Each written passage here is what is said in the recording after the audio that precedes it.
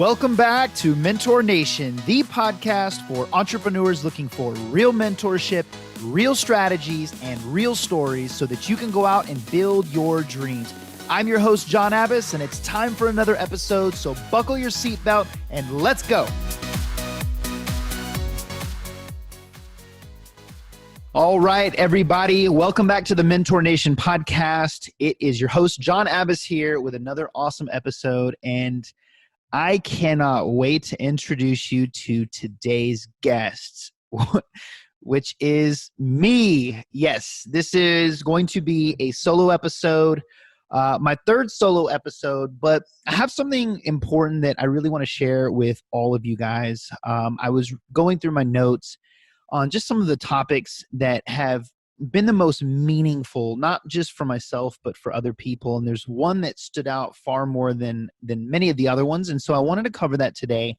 And so the title of this podcast episode is The 6 Steps to Reinventing Yourself. And the purpose of today's episode is to talk to you guys about reinvention, because here's the thing. Look, guys, it doesn't matter who you are. Many, many times in your life, you are going to have to reinvent yourself, or at least in a part of your life that you are not happy with. It could be your physical health. It could be your spiritual, your relationships, your financial. You know, me personally, I've had to reinvent myself many, many times, and I wish that I had a system for it in my 20s, but it was just me figuring it out. You know, my first time that I recall was when I got out of the Navy. I was 23 years old, and man, it was a bad time. I was completely lost. I was so confused. I was a nuclear engineer in the Navy. I just did not like that at all. I hated it. I was not wired for engineering. I was a people person. I loved people.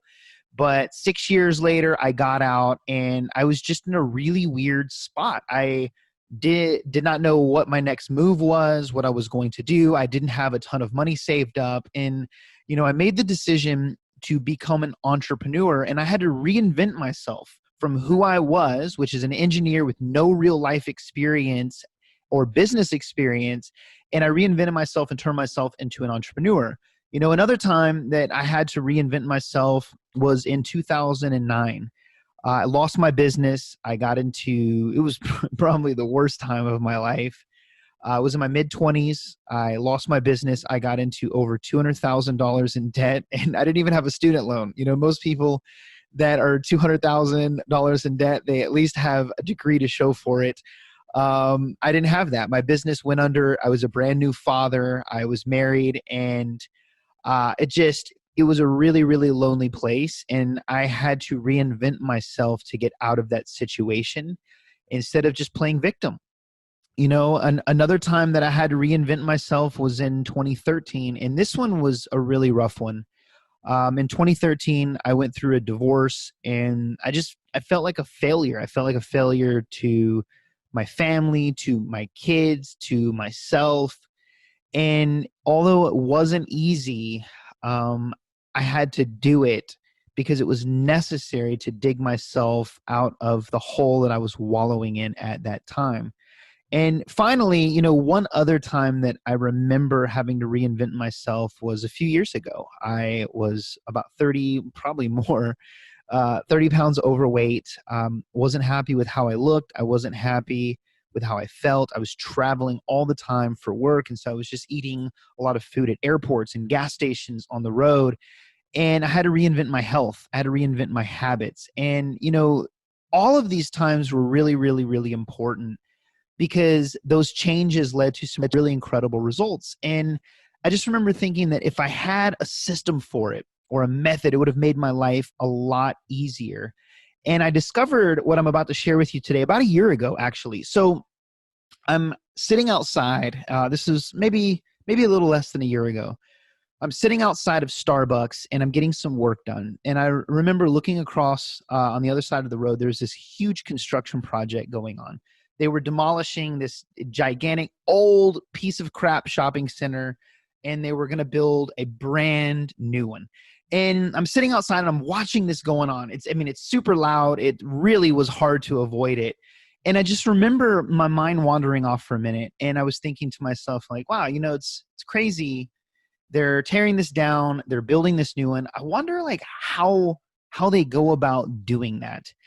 How they, tear down something old, build something new. Like, what's the process? Because I just saw all these construction workers out there. And I'm like, wow, like, how do they know? How do all of these people working on this project know where to be, what to do? How do they all coordinate so the project actually gets done? And this beautiful building, which is the final result, is standing before you in several months. Well, at that moment, my mind started thinking about a property that me and my fiance just bought. Right when I was looking and doing that work at Starbucks, we had just bought a rental property. And we bought a complete fixer-upper. It was a piece of crap property, but we were excited because we were super pumped to reinvent the property, to rebuild something new. We knew it needed a new roof. The entire inside was a disaster, but we were excited because it was our opportunity to create something new where something old stood. And I'm telling you guys, it hit me at that moment like a ton of bricks. The process for that shopping center was the same as the process for reinventing this home. Well, that process is the exact same for reinventing pretty much anything, including you. And so the first thing that I want to share with you guys today is just a little bit of mindset, because here's the thing. Don't ever be afraid to reinvent yourself. And remember, it's okay to not be happy with a part of your life. Nobody's perfect. And if anybody ever tries to convince you that they have it all figured out, they're absolutely wrong. And they're probably going to be humbled at some point. I believe that reinventing yourself is one of the most powerful things that you can do, because here's the thing, right? Like, you're basically telling yourself, okay, I don't like this, and I'm going to do something about it. Or maybe you're doing okay, but you're not living up to your full potential. Or maybe it's a small area of your life that you aren't happy with, and you just know that you could do better. Maybe it's your finances, again, or personal life, or maybe it's your relationships, maybe it's your spiritual life or your health. And I see people all of the time who struggle with this. Everybody at some point will struggle with this, but I see it all the time. And it's like they're in desperate need of a reinvention, but they either don't know how to do it, or they have an idea of what they need to do. I mean, look, if you're fat, unhealthy, out of shape, we all have an idea that to get healthy, it's eat right and work out, right? We have an idea, but we end up half-assing it, or we don't take it seriously, and therefore nothing changes. Or even if it does change, it doesn't change for long. And I'm going to cover how to escape that, because here's the thing, it's your life, and your dreams and your results that you want for your life are very serious, and you should absolutely take the process for creating those results very, very, very seriously. So let's talk about it. Funny enough, I read a lot of books, and I don't recall ever seeing a book that ever gave me a blueprint for doing what I'm about to share with you today. But I'll never forget something that a mentor said to me that was so powerful, it might as well have been a blueprint for my life. And this is what he said to me. He was speaking on stage one day, and he said, John, listen, don't ever be afraid to abandon who you are for who you want to be. And that's such a powerful statement if you think about it. Think about how many people are so afraid of change. There are so many people out there, they will cling to a comfortable reality that they hate rather than make an uncomfortable change that can create the reality that they want. And so before we get into the steps, I just want to give you one really powerful example that was a really big inspiration for me when I was doing research for this podcast.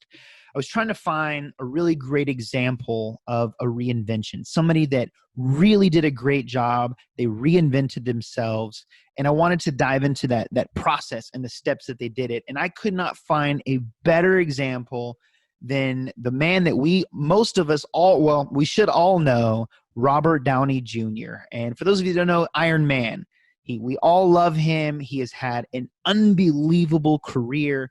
But what a lot of people don't know is he had success very early on. He achieved stardom when he was very, very young, and that stardom got to his head, and it took him down a very, very dark path. He got into alcoholism. He got into substance abuse, and literally his entire life fell apart. And I don't know if any of you guys listening or watching this remember, but I remember seeing on the front page of the newspaper, it was either a magazine, or I think it was actually People magazine, and it was his mugshot. And I just couldn't believe it. You know, I loved Robert Downey Jr. from several movies. He was in Chaplin and several other movies before his career took off in a whole other direction with the Avengers and Iron Man. But it was such a sad thing. And in that year, he was in and out of jail, getting arrested over and over and over.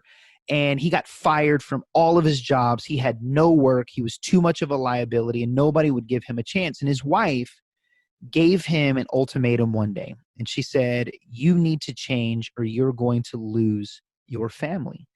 And in that moment, he made the decision to reinvent himself. And it wasn't easy, but he had to go through a process. You know, he went through rehabilitation, which were steps. It was a system. And, you know, a fun fact is when he turned his life around and he got clean, nobody wanted to give him a chance. And if it weren't for Mel Gibson underwriting his insurance, he might not have ever made that comeback, but he did. And we can get in, that's a whole other episode, is believing in other people, with what Mel Gibson did for Robert Downey Jr., but we'll cover that on another episode. But the fact of the matter is he reinvented himself. And because he did that, he now is one of the highest paid actors on the planet. He mentors other people. He has balance in his life. He's clean and sober and has been for many, many, many years. And a lot of people look up to him. And so I want to make sure you guys understand this. I wanted to share that story because reinvention, it's not super hard to do, but it's also not extremely easy to do. But it does take work, and it takes thought, and it takes planning. So how do you do it? What are the 6 steps to reinventing yourself? Well, step number 1, you need to identify that whatever it is that you want to reinvent. First thing you need to do is you need to identify what is it that you do not like about it right now. And I'm going to go back to the house example because it's the same process. When we bought that fixer-upper, the first thing we did is like, okay, what needs to change? What do we not like about this house? Is it the roof? Is it the kitchen? We made a list of all of the things that had to go, the things that were not making this place beautiful, that needed to be reinvented, that needed to be changed. We made that list. So step number 1, whatever it is, if it's your finances, what is it that you do not like about it right now? Do you not like the fact that you can't take your children overseas on that vacation? Do you not like that you can't save enough money for retirement, that you don't have the time freedom? If it's your health, do you not like the fact that maybe you're feeling bloated all day? You don't have energy. So step number 1 is you need to write down what is it that you don't like about the situation or the area that you're trying to reinvent. Now, number 2, what do you want it to look like? You now know what you don't want. So now think about what is it that you want it to look like. When we bought the house, again, we knew what had to go, but then we started thinking, well, what do we want this to look like? What do we want the kitchen to look like? What do we want the bathroom to look like? What do we want it to look like when you drive up and you first look at that property? You know, again, if it's your finances, what do you want it to look like? What do you want to be able to do? Imagine that. Write it down. You need to know how you want it to look like, because if you don't take the time to do this step, you're never going to be able to figure out step 3, which is creating a blueprint. You have to create a blueprint. Guys, everything in the world that you see around you, every building, every single neighborhood, anything that you're looking at, including this microphone right here, everything was invented 2 times, once in the mind and once in real life. Every building had a blueprint. Every shopping center had a blueprint. Every skyscraper that you see had a blueprint.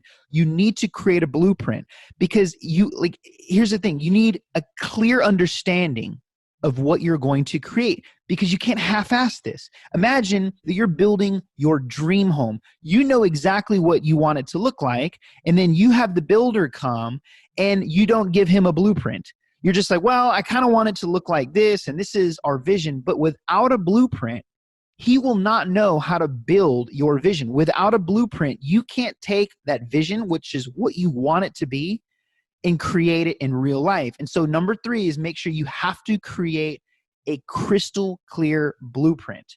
Okay? Again, number 1, what do you not like about the situation or the thing that you are trying to reinvent? Number 2, what do you want it to look like? Number 3, create a blueprint. Number 4, make plans. Okay? Buy the books, find the mentors, line things up. If it's your fitness, get the book, get your accountability system in place. You have to start making plans. Okay? Join the gym, get the membership, get everything that you need. You need to line things up in order to change or reinvent whatever it is that you're trying to work on or focus on. Number 5, take massive action. Guys, look, there's no shortcuts here. It's not possible. There are no shortcuts. There are no detours here. And I want you to remember this. Massive action creates results. Results creates motivation. Motivation leads to more action. It's a perpetual cycle of success. There's no substitution for this. Hard work is hard work. Anything worth having takes hard work. Anything that you achieve without hard work, you won't appreciate, and therefore, most times you won't keep it very long. But the harder you work to get the result, the longer you will keep that result because you know what it took. I'll never forget this. When I joined this 6-week program, and it was a life-changing program for physical health. I was overweight, and it was this 6-week boot camp that a guy that I had on my podcast was doing. And it was everything step by step. I knew what I didn't like. I knew what I wanted. The blueprint, he created the blueprint, thankfully. Everything I needed to eat, everything I needed to do, every exercise, the workout regimen, everything for 6 weeks, exactly how many calories I needed to burn. I mean, it was right there. The blueprint was there. And I made my plans, and I took massive action. And it was one of the hardest things that I've ever done. I mean, I was not used to lifting really like weights for an hour and then going on the treadmill and burning 800 calories after working out really, really hard. Like I wasn't used to that. I wasn't used to getting on a treadmill at a 15 incline where I literally wanted to fall. It was like climbing a mountain and walking for 3-4 miles. And it was so difficult at first, but my body adjusted it. But the thing that I remember more clear than anything else was when I wanted to cheat, I thought twice, I thought 3 times, I thought 10 times about it because I'd worked so hard to achieve the result. The idea, the thought of cheating, I was like, hell no, not worth it. So remember that when you're taking action. Don't try to shortcut this part. When you want to reinvent yourself, action is the most important part because the harder that you work, the more effort you put in, the more you will appreciate the result and the more that you will truly cherish and hold on to it and do whatever it takes not to lose it. So that's number 5, massive action. And number 6 is an obvious one, but it's an important one. Stay consistent until your vision is accomplished. There could be a book written about consistency. Actually, there is a book written about consistency. It's called The Compound Effect. The gentleman that wrote it, his name is Darren Hardy. I highly, highly recommend that you read it. But guys, you have to stay consistent until your vision is accomplished. We live in a microwave mentality world. I'll never forget a mentor of mine shared this with me a long time ago. It's so many people are programmed that things need to come fast or easy, and that's just not the reality with most things. Instant rice, instant mashed potatoes, instant success. That's not a reality. The people that do create success quickly, there's almost always a backstory, or it's the 0.0001%. So it's really, really, really important that you understand that to achieve real results, it takes consistency until your vision is accomplished. So there you have it. There are the 6 steps to reinventing yourself. Now, before we wrap up this episode of the podcast, I want to give you some things that you need to think about on top of the 6 steps. There are 3 things that are really important that you need to at least have an awareness of if you want to reinvent an area of your life. Number 1 is accountability. Guys, look, there is a reason that the greatest athletes and the greatest performers on the planet have accountability systems in place, whether it's coaches or some other form of accountability. You need to have accountability in place because it's not easy for most people to stay disciplined every single day in and day out because there are distractions everywhere. People are busy. If you're not happy with an area of your life, the minute you start making a change, you better believe that the world is going to be against you and test you at the very beginning. There's nothing better to break through that than having accountability in place. And from my experience, there's 3 main forms of accountability. Number 1, a coach. If you can afford it, hire a coach. It's some of the best money that you will ever spend, and they will keep you on track. Now, if your goal is not, if whatever you're reinventing is not that important to you, it might not be necessary to spend money hiring a coach. But if it's something that is really important to you, like your relationships or your health, it might absolutely be worth it to hire a coach and spend the money.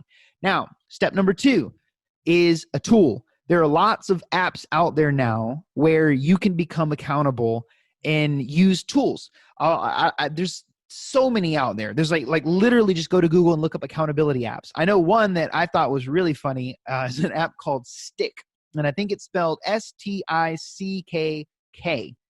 And it's an app where you pick somebody that you don't like and you make a deposit of some amount of money that you're really uncomfortable with losing. And if you don't hit your goal, the person that you don't like actually gets the money. It's hey, it's a form of accountability, and it's just one of many tools out there, but the app seems to be doing pretty well. I was on there looking at it, and a lot of people seem to use it, so I guess it makes sense. The third form of accountability is a free form of accountability that I personally use sometimes, especially with fitness goals or reinvention when it comes to things like that, is document the journey publicly to people. Because when you're documenting the journey on social media or Facebook or wherever you spend time, whatever social media platform, you're basically having your entire audience or your friends, they're all your accountability partners. So document every step of the journey. If you can't afford a coach or you don't want to use a tool or give somebody you hate a bunch of money if you don't succeed, those are the different ways that you can hold yourself accountability. Now, that's the first thing you need to think about. Second thing you need to think about is environment. You need to create an environment to set yourself up to win.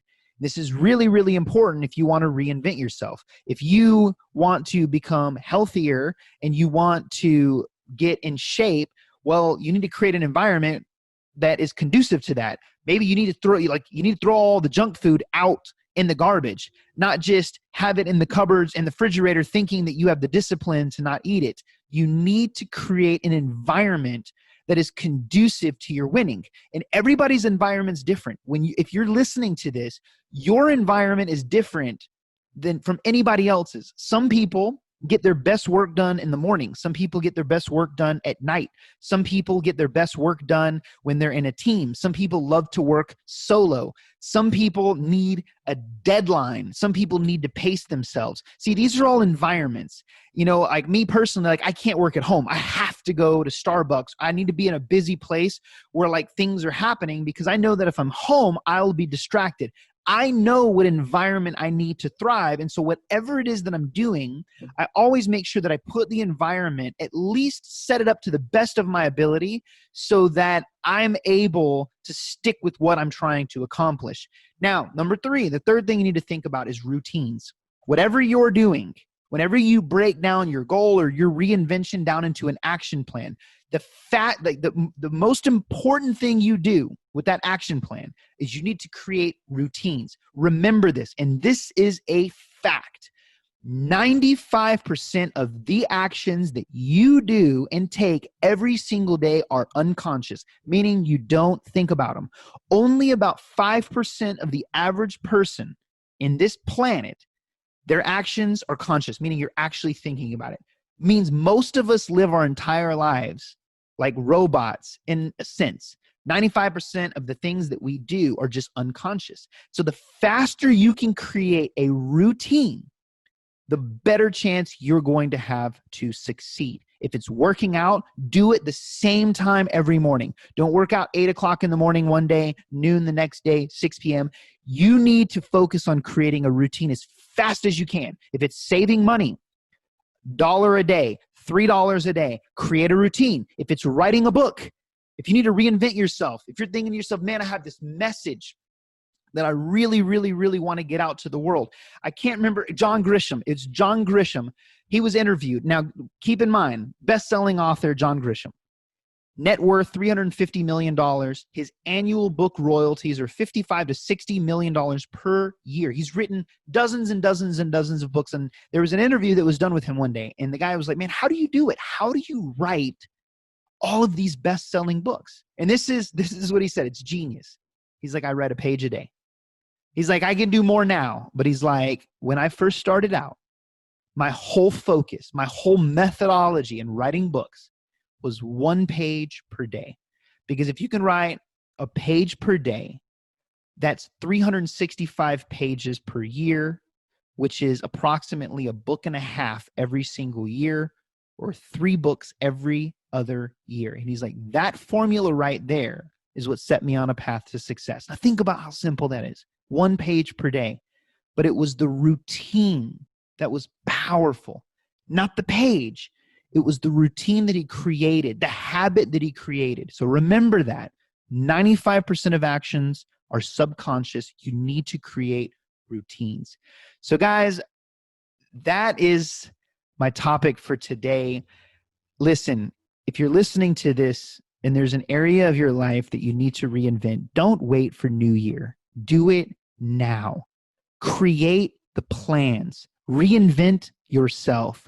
It's fun. The journey is worth it. Taking massive action, you'll never regret doing that. You'll never, ever regret changing to get better. And don't forget the 6 steps. Go back and listen to them. Remember, step number 1, what do you not like about it? Step number 2, what do you want it to look like? Step number 3, create a blueprint. Step number 4, make plans. Step number 5, take massive action. And step number 6, stay consistent until you've accomplished your reinvention or your vision.